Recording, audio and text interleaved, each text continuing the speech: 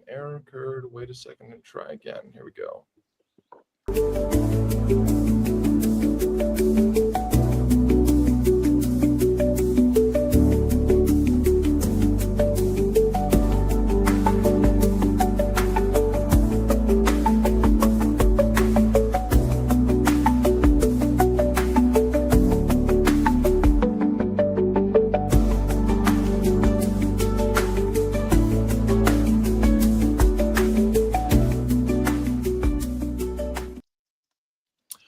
Hello. Happy Friday, everyone. For those of you tuning in online or watching the recorded version, my name is Jack Gorsline. I'm an investigative reporter, founder of the Psychedelic States of America and the Psychedelic Writers Guild. I'm here for an exciting Friday morning edition of the Psychedelic Advocacy Spotlight Initiative, brought to you in part by our good friends at Psychedelics Today and Lucid News. I'm going to be joined today by a group of really incredible activists from the great state of Maine, a burgeoning coalition that is also a cornerstone of the newly formed Northeast Alliance for Psychedelic Access that you'll be hearing more about very soon. We're also joined today by PSA's first ever state representative guest, Representative Grayson Lookner, who represents the great city and district surrounding Portland, Maine, which just a couple of years ago passed a psychedelics deprioritization measure of their own related to law enforcement activities surrounding psychedelics. So without further ado, I will bring our phenomenal guest for today on stage. All right. How's it going, everybody? Welcome. We're going to get started with CJ Spottswood. CJ, if you could tell us a little bit about yourself and what led you to get involved in psychedelic advocacy. Hi, I'm CJ Spottswood. I'm a psychiatric nurse practitioner. I've been in this space since around 2018 or so. I'm an educator with Psychedelics Today. I'm a graduate of the California Institute of Integral Studies certificate program on psychedelic studies, and also the author of the microdosing guidebook, helping people take charge of their mental health and being able to address their needs, oftentimes without needing other services. And a cat. Amazing. Thank you so much, CJ. We will get back to some of your incredible work with REMAP Therapeutics and work in the microdosing space soon, I am sure. But without further ado, our special guest of the day and our surprise guest, who we just locked in late last night, Representative Grayson Lookner. Representative, thanks for joining us. Hey, thanks for having me. Grayson Lookner. I represent part of Portland in the Maine State House, and I've been working on a lot of legislation pertaining to ending the war on drugs as a much larger project, and psychedelics specifically as a healing mechanism when it comes to a lot of the other issues that we're dealing with in the state of Maine when it comes to people struggling with PTSD and substance use disorder. And Maine actually has the highest percentage of veterans in the country per capita, so it's a big issue here. So that's kind of how I ended up coming into working on this issue. Amazing. I am sure that we will come back to some of the great work that you've done before and the process to bring about the bill that you have co-sponsored at the Maine State House. But we're going to pivot to Aaron Parker, one of the leaders of Decriminalize Maine. Aaron, thanks so much for joining us today. Can you tell us a little bit about how you got involved with the decrim movement at large? Great to be here. I have been a board member of Decriminalize Maine since its founding in 2020, and kind of got involved with that through Dorigo Psychedelic Society, which is just kind of an interest group or club that used to meet monthly. And other than that, my work is mostly working with plants. I am a farmer and nurseryman at Edgewood Nursery. And yeah, excited to be on the call. Incredible. Thank you so much, Aaron. And an advocate in the veteran space who to many needs no introduction, hailing originally from Colorado Springs and will be on site at Psychedelic Science in just a couple of weeks. We're joined by Lena Ramsey of the Veteran Psychedelics Network. Lena, You look like you're in a very comfy spot outside. But thank you so much for zooming in with us today, and tell us a little bit about how you got started in psychedelic advocacy after your service career. Yes, thank you for having me. Yes, from originally from Colorado Springs, Colorado, now a resident of the great state of Maine. Have my own personal story, was a veteran with a deployment to Afghanistan, got started in my space around 2014. Came to Maine, started connecting and educating. My previous life, psychology degree, addictions counselor, so I kind of understood a lot of that. Now advocate for veterans all over the country to tell their story, and to work with educating on matters that we're talking about here today. Part of Natural Medicine Maine Coalition, and also the privilege of working with and sitting with Northeast Alliance. So thank you for having me today. Absolutely. Lena, I think we'll stick with you for a second to then branch out to some background about how your coalition formed. But can you tell us a little bit about the Veteran Psychedelic Network, and what led you to launch the organization, and what you guys are up to, what you've been up to, where you're headed? Yes, we started several years back with uh, just founding a group on social media, really kind of immersing ourselves in the state of Maine and working with veterans in this area. Due to my work in other places and other states, kind of brought everybody on, started realizing that there was a big need to educate and tell stories of hope, which we have done. We have recently participated in some platforms, such as we just had a few veterans do a big story in the Warhorse magazine. There are several books that are going to be released just talking about the issues and how, psilocybin has helped veterans emerge in their own healing with severe depression and PTSD. We hope to continue to support legislation and decrim activities all over the country, and educate and help veterans find connection in this space. Incredible. Thank you. And I do want to note, speaking of the Warhorse, which is a phenomenal news outlet that I highly recommend checking out for all things veterans issues. One of my, co-reporters and leaders of the Psychedelic States of America project, Noah Daly, recently had a couple of pieces published by the Warhorse that I highly recommend checking out. Pivoting to CJ, and I think in turn, Representative Lookner as well. Can you talk a little bit about what the coalition building process has meant, both from an on-the-ground advocacy, community building standpoint, but also bridging the gap and meeting the state legislature where they're at, and drumming up interest in state level policy reforms? We'll start with CJ, and then we'll go clockwise again. It's been interesting this go around. This is the third time that we've had any psychedelic legislation going here in Maine.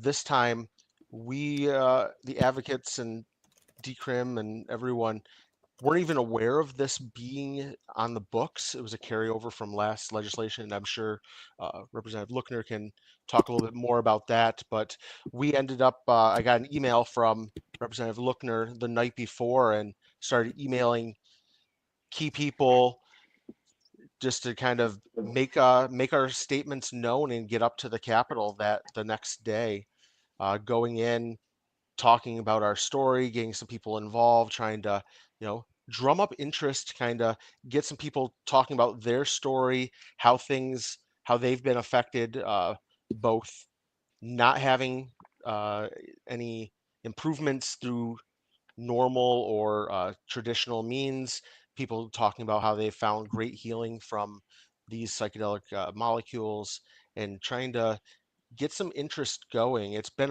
quite the process, trying to get things to this point, because it's been like people were crestfallen because it's our third time and trying to see where we're at. It's been really interesting seeing the legislation as we're talking with representatives and seeing the support that we have and the lack of opposition in a large many ways. Yeah. It was very interesting when we testified. Actually, the commander of the Maine DEA came out and turned around and looked at one of the co-facilitators that sometimes I work with and does underground work, and I consult in on his patients, and said, thank you for the work that you guys are doing, the healing that you're bringing on record, which just really just blew me away. And I was not expecting that. Fascinating. Yeah. I think we've noted here before, and I think a huge part of why Psychedelic States America exists is the really fascinating bipartisan and I think really nonpartisan nature of the psychedelic movement at large, especially from a political reform standpoint, which is a great pivot to our guest representative. Representative Lookner, you mentioned you've been involved in, supporting and co-sponsoring and bringing about policy reform efforts at the State House that are aimed at ending the drug war. But when did psychedelics in particular first, end up on your radar? And how did the process of supporting co-sponsoring a bill like LD 1034 end up coming about? And I guess for some context, after you give us the history, could you explain to us what this bill would do?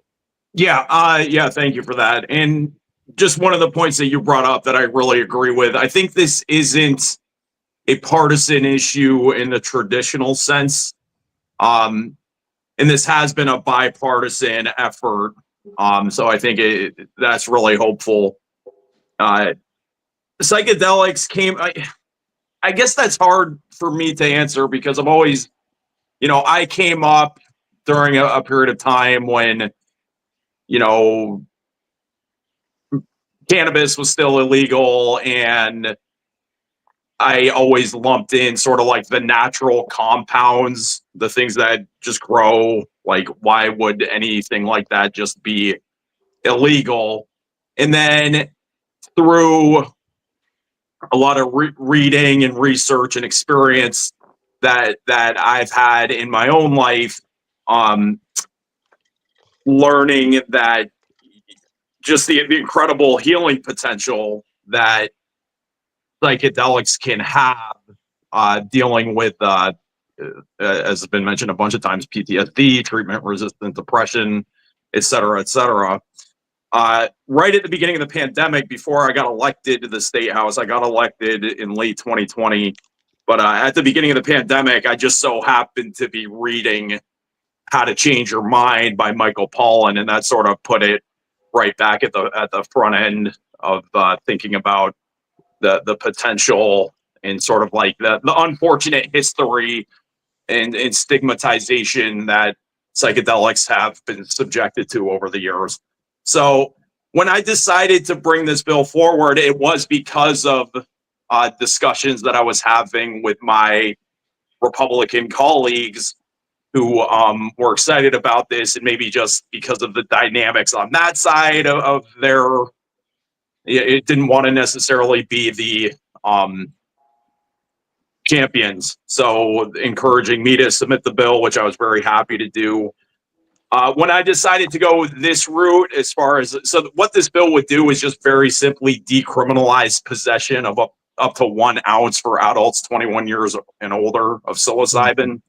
Not any other psychedelic drug. It wouldn't permit sale. It wouldn't permit a lot of other, things that might need some more regulation, because as CJ mentioned previously, there have been efforts in Maine in other legislative sessions to create sort of therapeutic frameworks and have more like the state regulation put in place. So what I've learned is through in the state legislature, sometimes the simpler a bill, the better. So all this bill would do is say, if you're an adult 21 years and older and you have up to 1 ounce of psilocybin, you can't face criminal charges. So what that criminal charge is in Maine right now is a Class D crime, meaning you can go to jail for up to 1 year, which we could talk about more, but that's virtually unheard of. So that's sort of what this bill would do and how I came about to introducing it. And I'm just thrilled that it's made it this far. Gotcha. And were you, to clarify, were you involved at all, or at least I'm assuming supportive of the Decriminalize Portland movement? Yeah, tangentially, I've been, I've attended like other fungi fests, which we just had in Maine, and there's sort of been discussion in years past about bringing a referendum to the state, which I think is a very interesting prospect. So sort of through those discussions and just like living in Portland, and when the city declared that we're not going to be criminalizing psychedelics anymore, that was very exciting to me. And so just in a lot of other areas, Portland has led. So just maybe as a bit of an aside, Portland was among the first cities to declare like we wouldn't use facial surveillance technology, for instance, as a city in the public, like have police use that technology. So then I introduced a bill saying the state of Maine shouldn't use that technology either, and that bill did end up being successful. So oftentimes Portland will lead on an issue like that, and then we'll bring it to the state level and hopefully have the entire state follow suit. We'll pivot to Aaron just here in a second and then round the corner to Lena. But Grayson, I'm curious to hear how, obviously Portland leading a role, but to that point, there's been legislative developments in states adjacent across New England. How, for example, might have, you mentioned state legislature, in your experience, the simpler the better, especially for progressive policies like this one. A pretty convoluted and complex ballot initiative was ran in Massachusetts last year. Did the complexity and the subsequent, pretty astonishing failure of that initiative, despite Massachusetts also being a leader in progressive policy advancements, did that influence the way this bill is drafted? Somewhat. It was more to do with the previous efforts in other in past legislatures to create a therapeutic framework, and like sort of the more complex and the more, and I was following, I advocated for that Massachusetts referendum effort, and I was surprised when that wasn't successful. But there was just the more things that you can put in legislation, even if it's good, like looking at it the whole from the advocate's perspective, it also gives the opposition more things to focus on. Like, oh, I don't like this one little part of the bill, so instead of like working with you to amend it, make it better, we're just going to oppose the entire thing. So yeah, sometimes the simpler the better. It's a great point. It's one of the things I found most interesting about both opposition and pro in favor, yes on 4 efforts in Massachusetts, is that like post passage, that bill is malleable. So often people view that as this way to claw back legislation, but it can also be a chance to amend and improve with proper coalition building across partisan lines. Right. I also really want to note, as we pivot to Aaron, that I find it very interesting that Republicans in Maine are particularly on board with decrim. Convention, in terms of social conservatism, I hail from the South, might lead you to think that conservatives would be anti-decrim. But Maine's political makeup is really interesting in the conservatives that do live there. Aaron, we'll pivot to you, both as somebody who was on the front lines of decrim Portland, but also as somebody who's been in the state and knows its unique political complexity. Can you speak to us a little bit about what coalition building efforts and community building efforts were successful in the decrim Portland movement, and how that might translate beyond in terms of the uniquity of Maine's political electorate and how that might guide policy? Yeah, so in Portland specifically, a lot of the people that we were reaching and getting involved and excited were kind of along the lines of psychedelic advocates. And then the city council members who kind of picked it up and ran with it were mostly sort of the Portland Progressive Caucus. Mm-hmm. And at that point, I don't know if there were even any Republicans on the city council of Portland. Portland's pretty blue. Let's put it that way. Pretty solid, yeah. The staunchest liberal safe haven in Maine, to put it lightly, I would say. Yeah. But I am sure that adapting that strategy as you've built the statewide coalition with Natural Medicine Maine, et cetera, has been a really interesting process. What have been some of the unique challenges that you've faced, and how have your experiences in organization and in this movement, benefited you in bridging those gaps, if you will?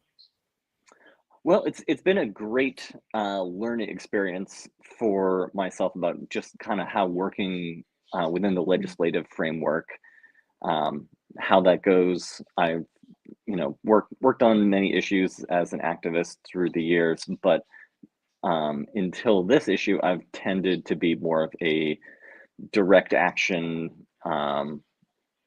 focused person and not really working on legislative politics.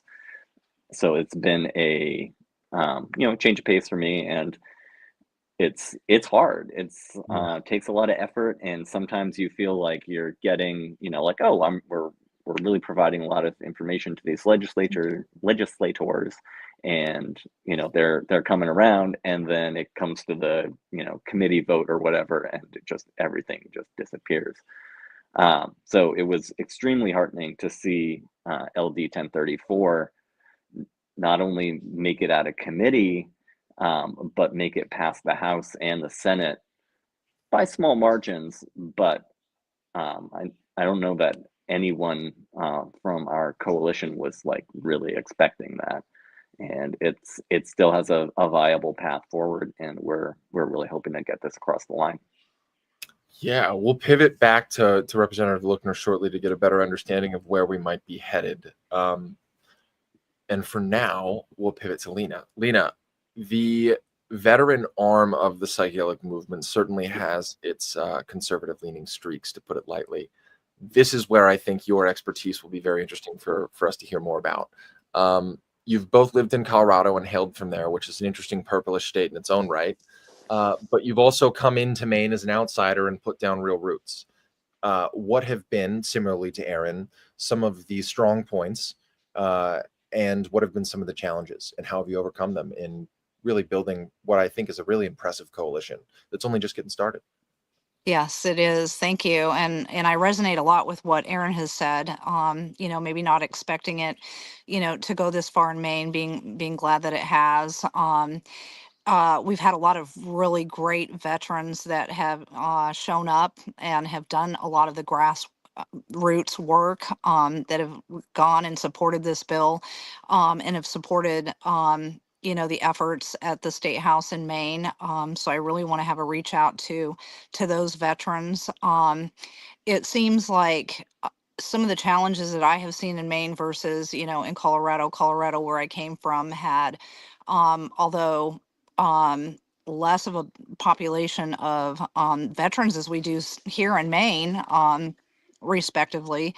I think it's different. I think that we're all spread out. I think in Maine, a lot of the veterans that I come across have a little bit of a stigma. The education, what are psychedelics, are so important in, moving stuff like this forward.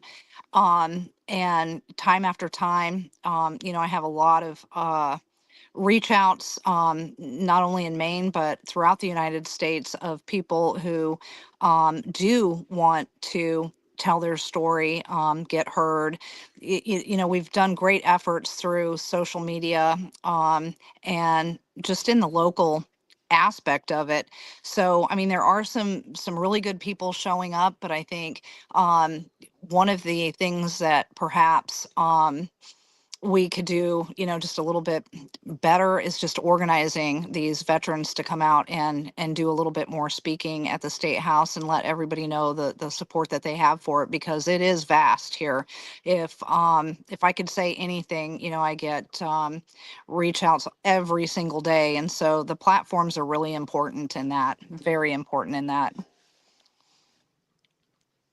Yeah, no, I think, kind of circling back to something that both Representative Lookner and Aaron both noted, is that this has been an unexpected journey. Our launch point for this advocacy initiative, Advocacy Spotlight Initiative, was interviewing the good folks out in New Mexico shortly after their governor had signed into law the New Mexico Medical Psilocybin Act. And the wave of momentum that they were able to ride, we often overuse the term unprecedented, and I've said this almost in this exact phrasing every single episode we've done, but it is really unprecedented that this bill, even if on its third try, has made it, almost all the way to the governor's desk in Maine, especially as state level policy has faltered in states adjacent and beyond.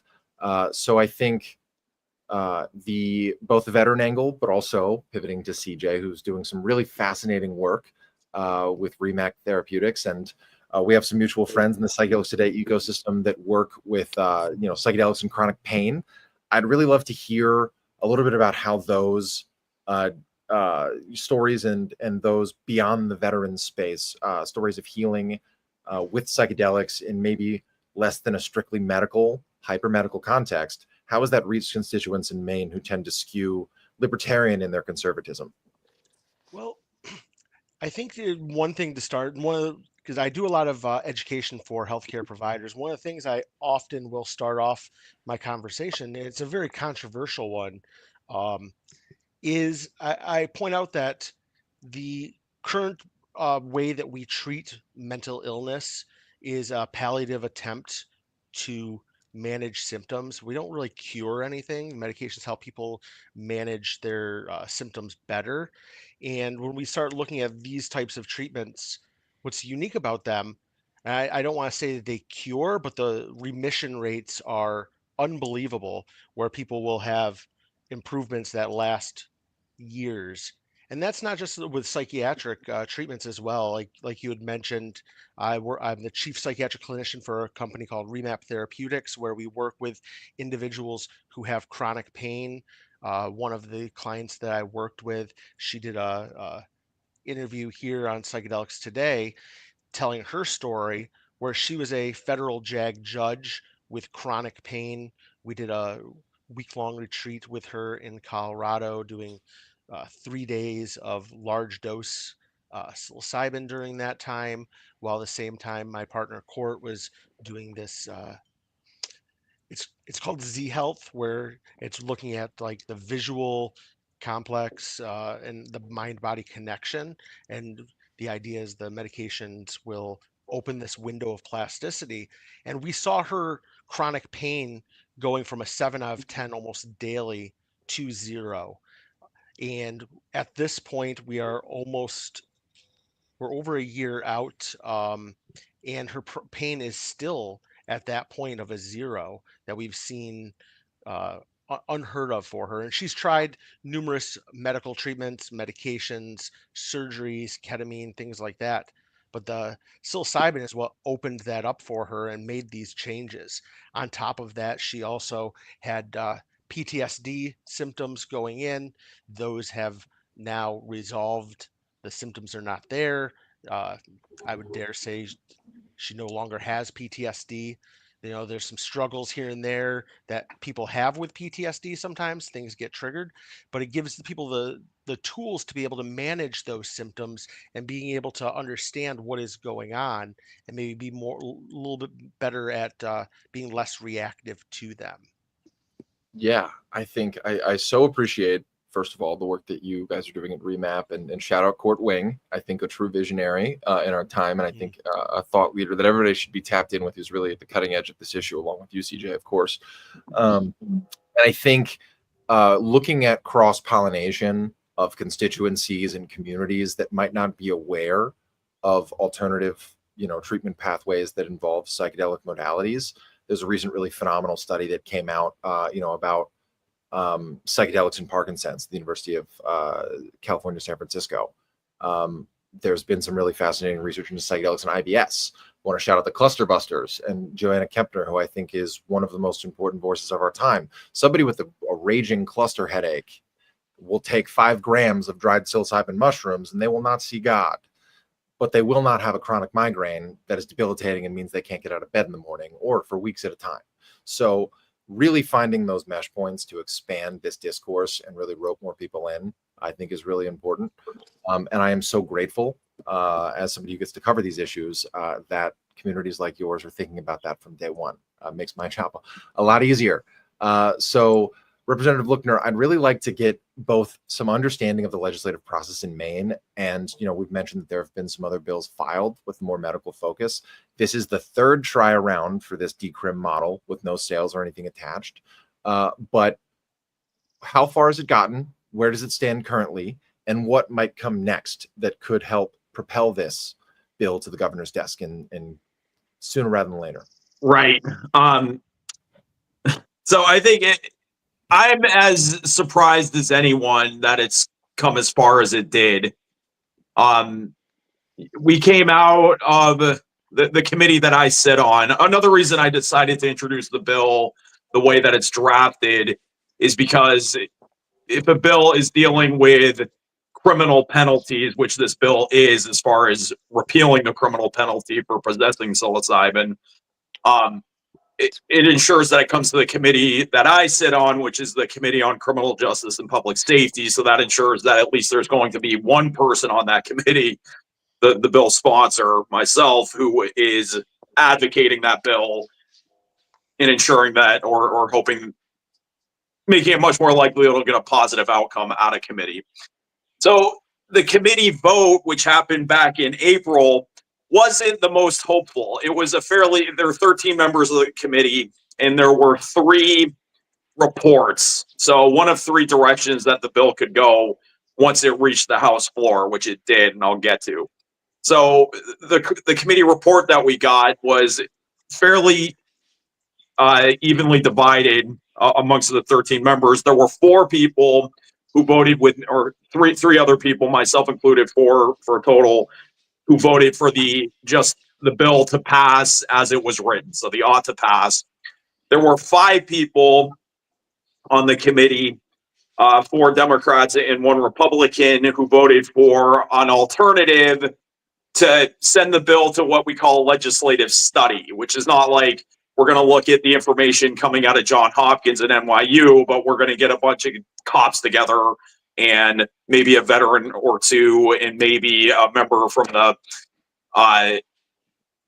ACL, from like a civil liberties organization, and talk about what legislation should look like in the future. So that was a study, and I've sponsored other bills that have been turned into studies with really unremarkable results. What happens oftentimes with a study is that the bill will get stalled either when it comes to getting funding, or even worse, the study gets completed and then the study is released to the legislature, and then the legislature just looks at it and says, we're not going to do anything with this. Yeah. So that's often, so that was the second report.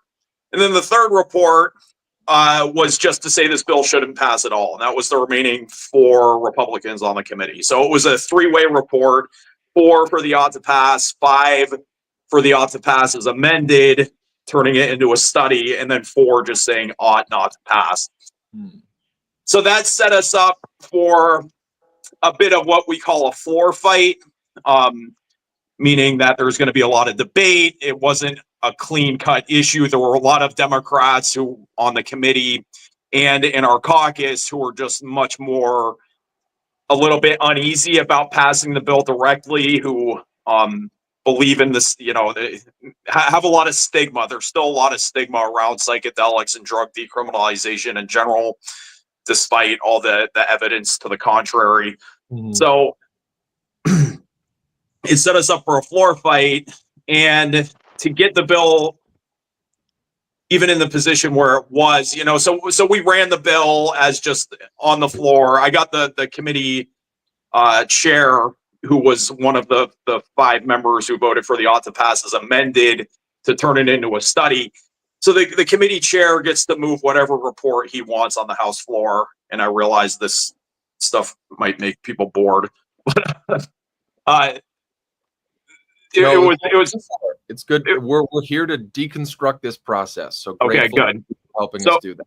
Because it was very exciting for me what happened. So I was able to convince him, with the help from other members of my allies that I have in the legislature, to convince him to move our report, which was just the ought to pass. So then that set us up so then I wouldn't have to vote against the study, because that was sort of our backup plan to turn it into a study and then hopefully keep the conversation alive.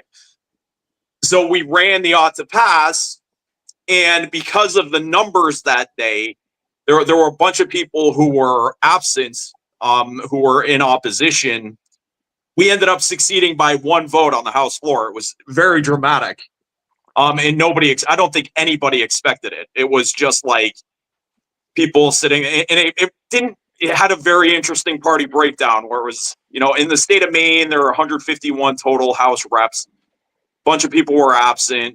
There are like 75 Democrats and 70 Republicans or something like that in the House. And so we lost 12 Democrats on that vote, sort of like the more law and order type Democrats, the more like people who are more sympathetic to law enforcement. So we lost a bunch of those people, but we picked up 8 Republicans, which, and those are like sort of, as was mentioned before, Jack, I think you were talking about the more libertarian minded Republicans who, there are a lot of us who see eye to eye on things when it comes to like decriminalization, ending the drug war, etc. So it was super dramatic to see, just to win by that single vote. I don't think anybody really expected that, myself least of all. So it was very hopeful to set us up. And then we sent it over to the Senate, where it also succeeded by one vote. Thanks to some strong advocacy over there. We also lost some Democrats over there. We didn't have any Republicans in the Senate. So then what happens is it has to come back to the House for what's called an enactment vote, procedurally, which is it's kind of a headache. But because the numbers have been, there weren't as many people in opposition to the bill who have been absent, and there have been a number of people who are for the bill who have also been absent. So like the numbers haven't looked good. So we've tabled it, and we're just sort of waiting for our opportunity to take it off the table and move it again.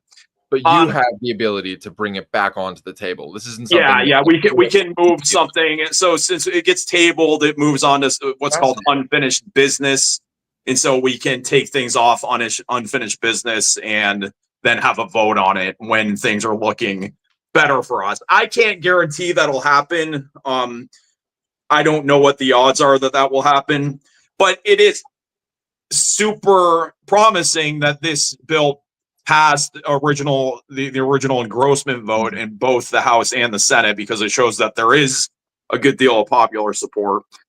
I don't want to give anybody the illusion that I'm very hopeful about the prospects of this policy being enacted in Maine at some point in the future.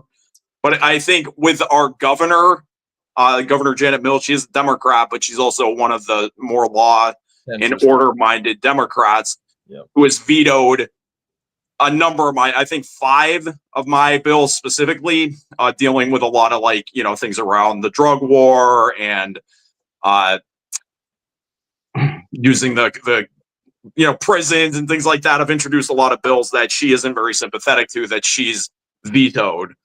And I don't know what her stance is on this, but I suspect that she's either going to veto this or make us turn it into a study in order for her to sign it, which is a little bit, it's unfortunate, and it's a long time dynamic with her as governor. She's termed out, thankfully, so she won't be there next session. But what this does set us up for is it sets us up really well for a referendum effort. If advocates come together and decide they want to fund a referendum, I think this does set us up really well for that, because we can point to the evidence and say, look, this bill passed both chambers, and then it got to the governor, and it's just because one person in the state of Maine doesn't agree with this, and she happened to be the governor, doesn't mean this shouldn't be the policy in the state of Maine. So this is a very hopeful development.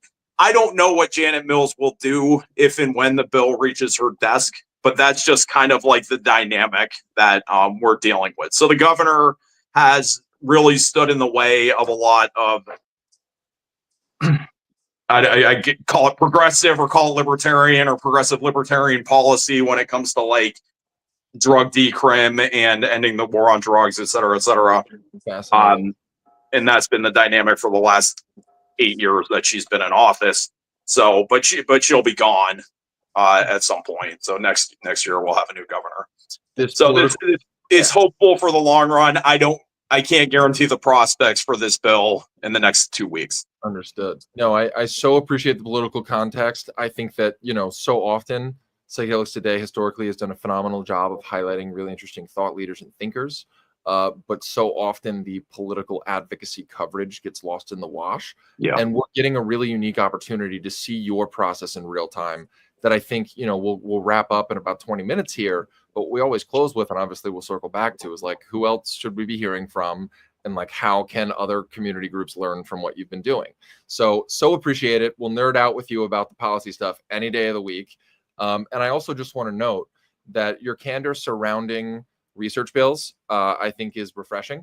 There are a lot of research bills that get brought up and make splashy headlines and then never get funded or get kind of lost in the wash.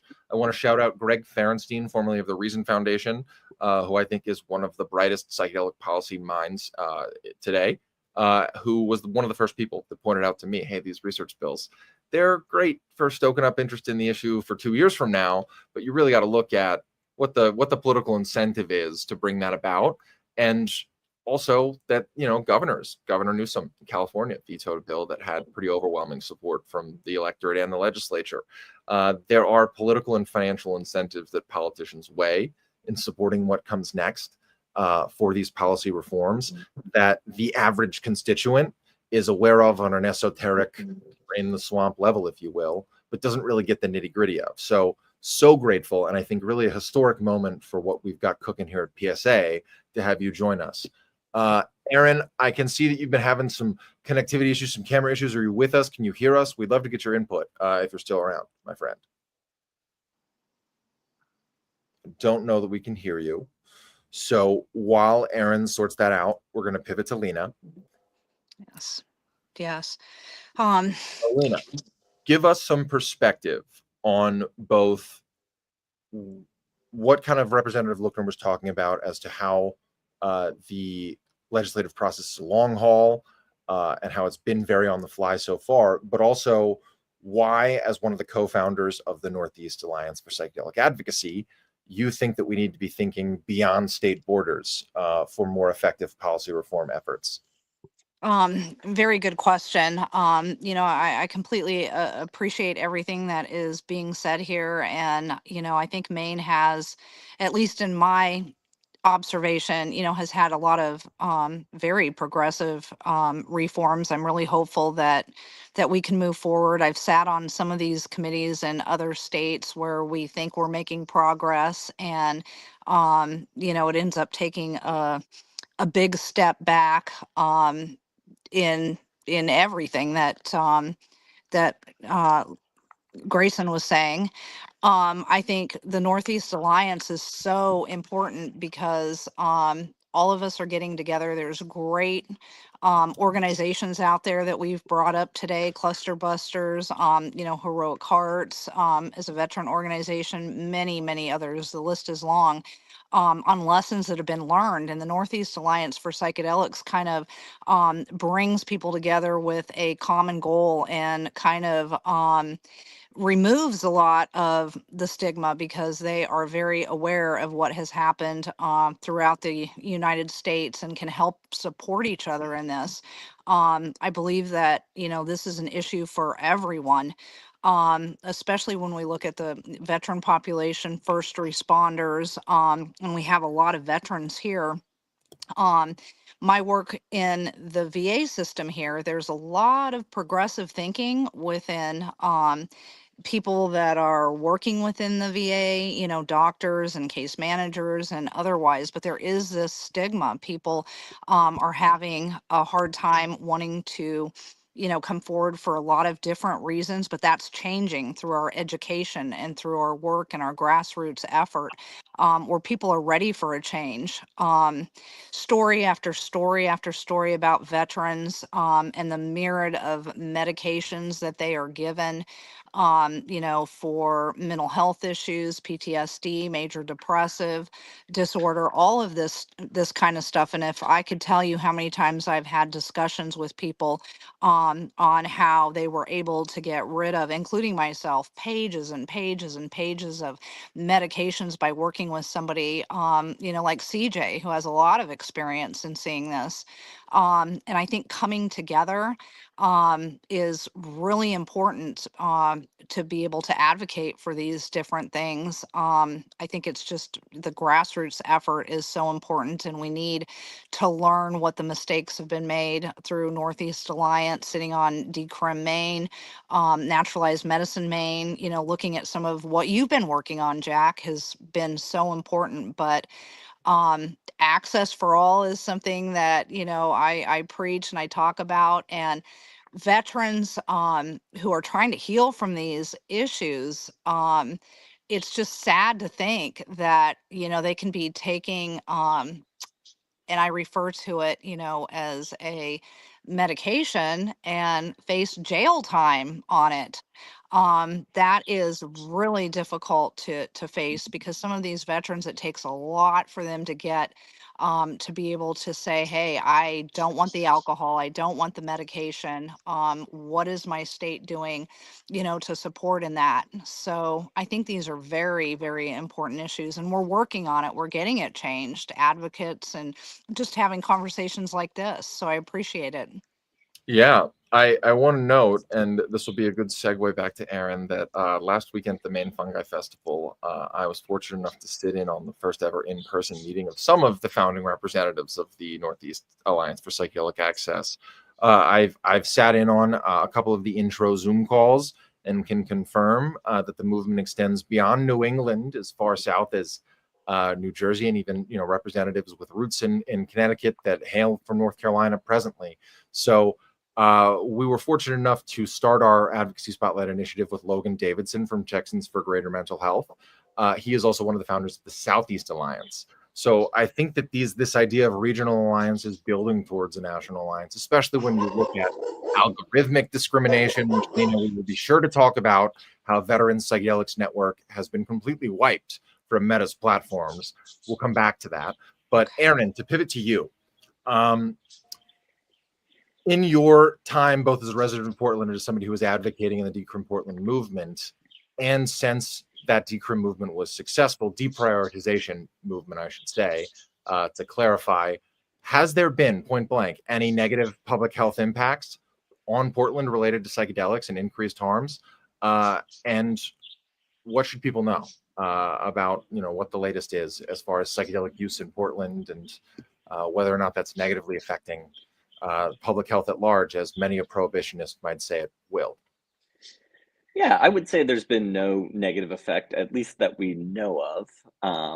And it's been surprisingly quiet. I haven't heard anything about that since it got passed. And that includes, we've reached out to the city council to kind of check in, like, hey, we wanted you to pass this thing. You passed the thing. Let's check in about how it's going. And we haven't heard back. And I suspect that's because there's just a lot of other stuff going on. Yeah. And this is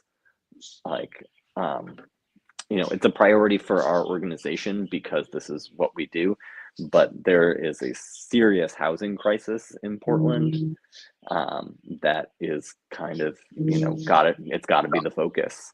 Yeah, I definitely get that. I think as much bipartisan support as the psychedelic movement generates, I do think ultimately it is at the back end of the average American's agenda that's not thickly, invested and deeply rooted in these communities. I think it's worth noting in Colorado, to shout out Greg Ferenstein again quickly, we'll pivot to Representative Lookner and then CJ for some commentary on the legal frameworks shortly.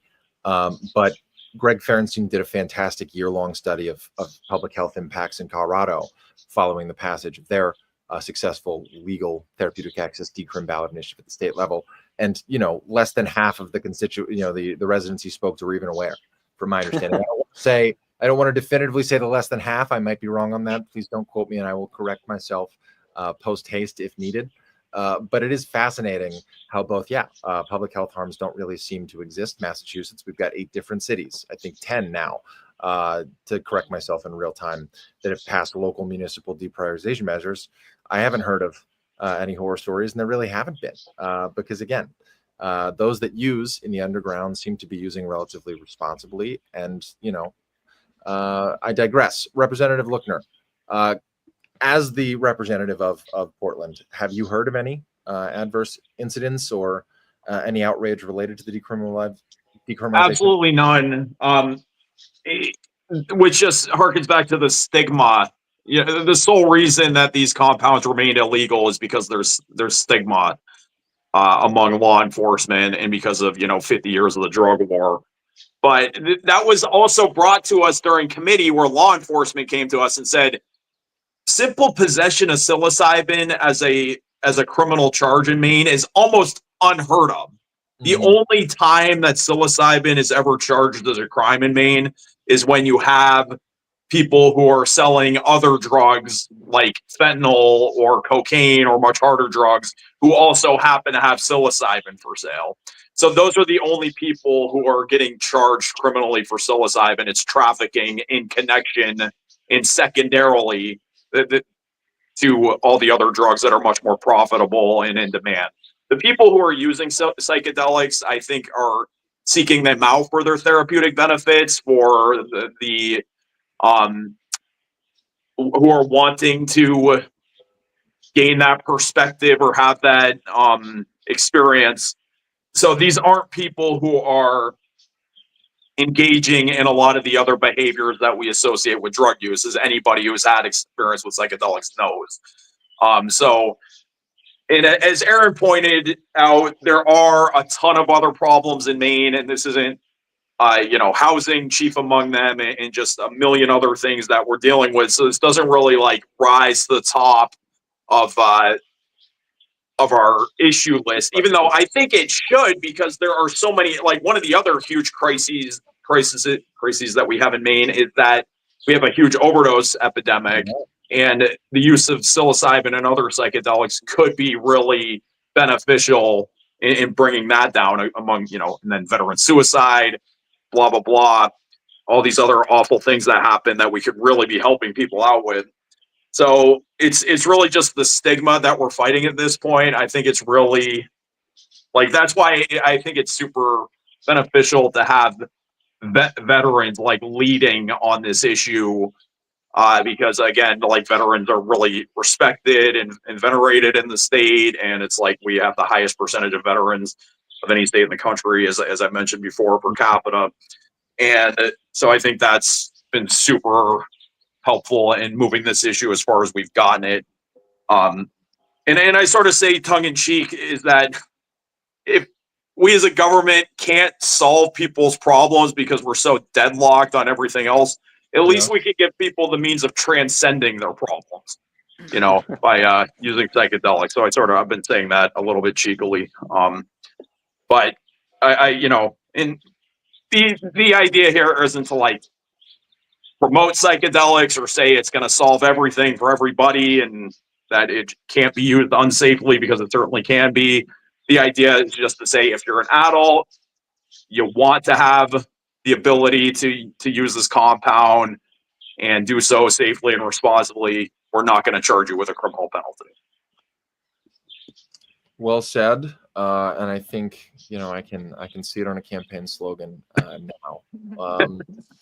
I think to that point, I want to pivot to CJ. Lena mentioned earlier that it seems a little absurd that a veteran who served their country might face, jail time or criminal prosecution for use of psychedelics. I am aware of a case in Massachusetts where a veteran had, far less than what would be considered an unreasonable or commercial amount, and yet had to work tooth and nail to, with legislators, reaching out on their behalf to get the charges dropped. CJ was notably involved in a fascinating case in Indiana that I think, has set a lot of precedent in cultural and made cultural waves. CJ, tell us a little bit about your advocacy there. I do want to note we are coming up on time, so I'm hoping we can be tight. On the next first, I do want to clarify. If we look at this 1 ounce amount, how much is that? works out to being about 6 or 8 full macrodose ceremonies for someone. It works out to about 6 months of microdosing. A couple of years ago, there was a nurse in Indiana who was a child ICU nurse during the height of COVID. During that time, she tried numerous medications. She did therapy. She did IOP. With all of that, and she found that microdosing was an effective treatment for her. The first thing that ever was effective for her. She had a personal amount that she was growing. There was some dynamics in the family there where the police got involved. And as a result, she had her door kicked in by the DEA agents carrying AR-57s, along with having hazmat suits on because they were afraid of the spores in the air infecting them, which is absolutely ridiculous. She ended up fighting it. The amount that she had was classified as a felony trafficking amount in the state of Indiana. As a result, myself and other leaders within the psychedelics movement testified on her behalf of this was personal use, this is the treatment, this is the results that we see for many people who are taking this into their own hands for treatment. And she ended up, she did lose her license for some time. It was about a month ago, roughly, a little bit longer maybe, that she ended up getting the word that she could get her nursing license back. She has to do drug treatment and proving that she's not using drugs and all of that. But here's, someone who took the matters into their own hand because they were not finding efficacy in standard treatments, and then went down this myriad of issues as a result of it. And I think that, talking about this is important for people to realize there are consequences potentially. The number one side effect, potential side effect that with microdosing that's negative, I talk about is that legal issue that people could be caught with it. The other thing that's important to note, I was talking to someone the other day, is the equity and availability. Having something like this decrim, it's not selling, but people can gift. So I've heard of groups in Somerville and other places in Massachusetts who come together as a community to grow. Once they have their amount that they're using, once they're out, someone else will grow, and building that community with one another to have access to it. I was talking to another nurse that I was in school with, and once again during COVID, she knew that she needed medication for her depression and anxiety in treatment. She was not seeing a PCP at that point because everything was going well, and she did not have access to find a provider to be able to prescribe. So she started microdosing. So this is something that can be accessible, low level, price wise, for people to be able to access treatment.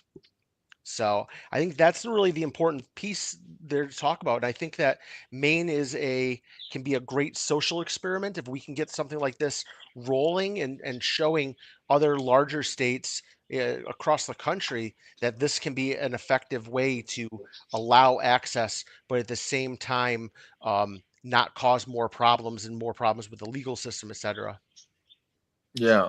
No, I so appreciate that, and grateful for your efforts in defense of that nurse. I'm glad that she is back, soon to be practicing, but pretty. And she also did the Psychedelics Today treatment, their Vital program, to become a psychedelic therapist as well. Amazing. I think it is pretty remarkable that in today's day and age, somebody who's using a substance that actively is being studied to treat addiction and is actively is known based on its chemical properties to be anti-addictive by definition, she's being subjected to drug treatment, especially as Indiana, ponies up $250,000 for psychedelic research related to veterans for PTSD, anxiety, and depression.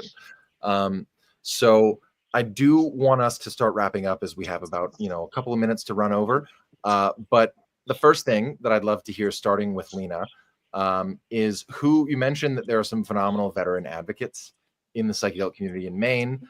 Can you share with us who some of those folks are and where we can hear more from them or learn more about their work? Well, some of the veteran advocates here are individuals that have found the space and that are just going out and spending the time at the State House and painstakingly sending out hundreds and hundreds of emails to other veterans and other organizations.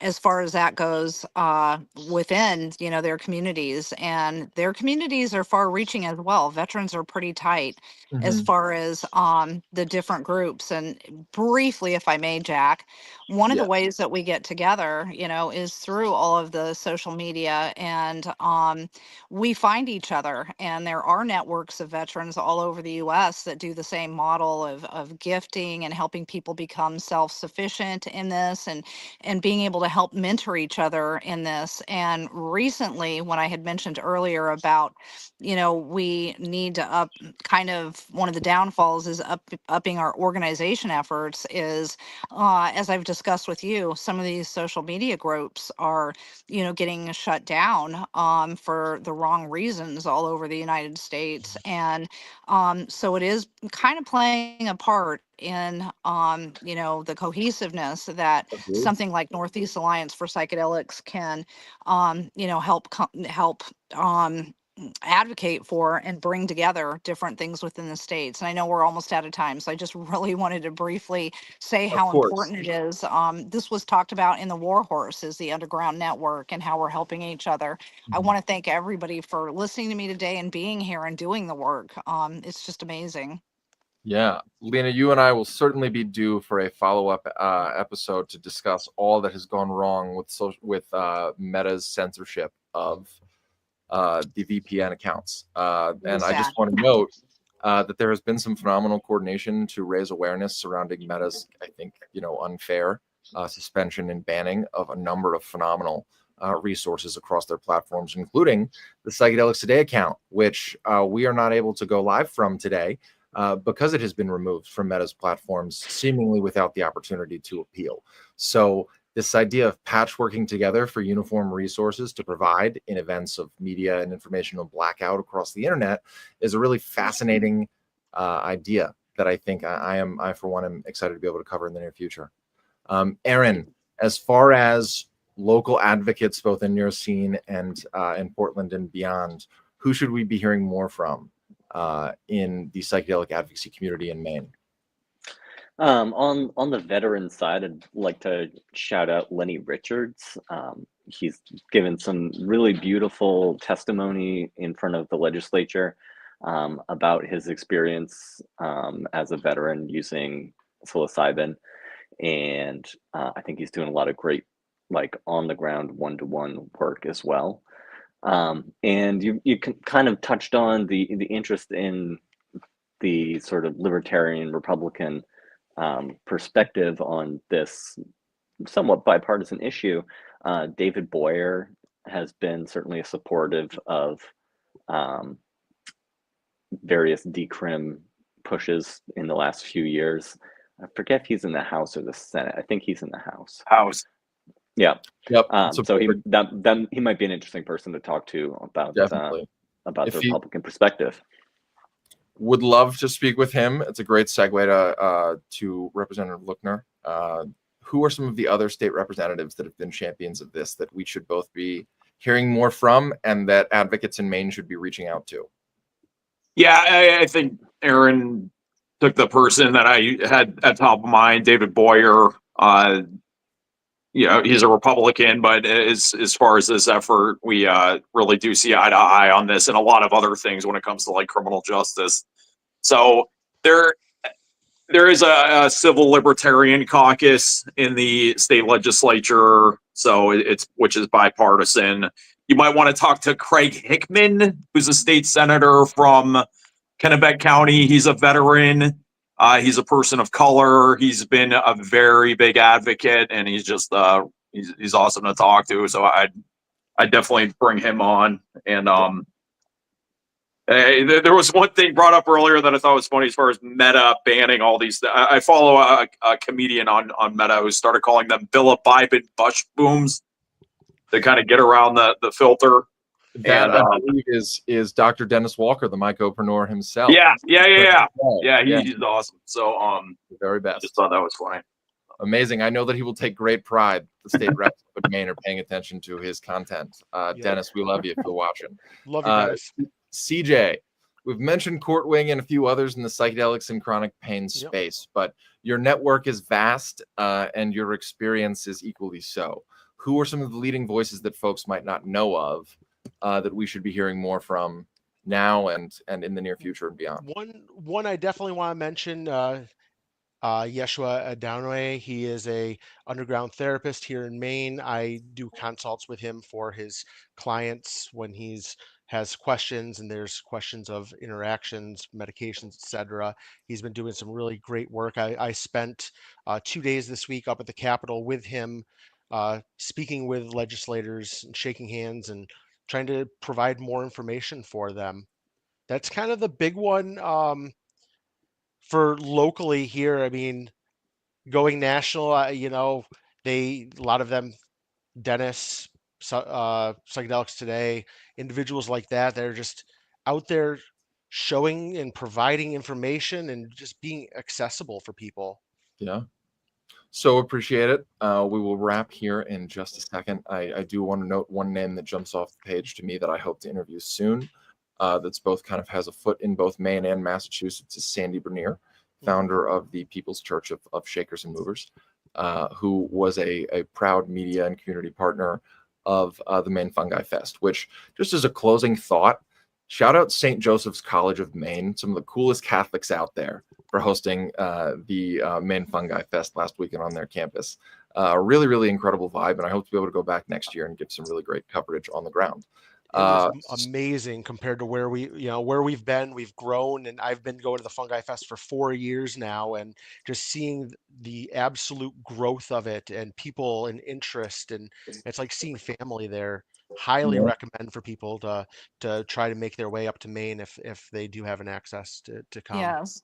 We already have dates for next year. The organizing team that I was graciously to be able to be a part of, we have super plans for next year. Jonathan Levitt, who's put a lot together, looking forward to him, who sits also on the Natural Medicine Maine Coalition. Just a ton of work those folks are doing with me. Amazing. Well, we will be sure to include all of the information you guys have provided in our show notes, and with whatever coverage comes next. Thank you all so much for joining us. I'm going to wrap up here with a short monologue, and then we will let the rest of you who have been tuning in, 150 strong now. Thank you so much for taking time out of your Friday morning or early afternoon, wherever you are. But I just want to note before we wrap up that with psychedelic science in Denver right around the corner, Psychedelic States of America has really emerged as a leading voice in documenting the faces in your communities.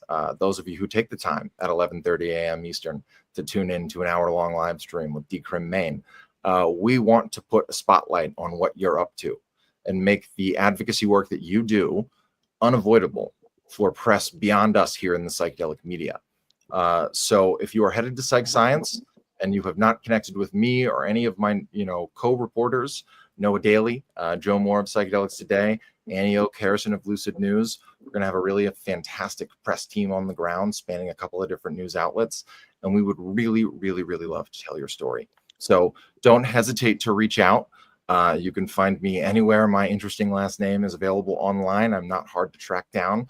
But until next time, I'm Jack Gorsline, founder of States of America, and this has been the latest edition of the Psychedelic Advocacy Spotlight Initiative. Thanks so much. Have a great rest of your day, folks. Thank you.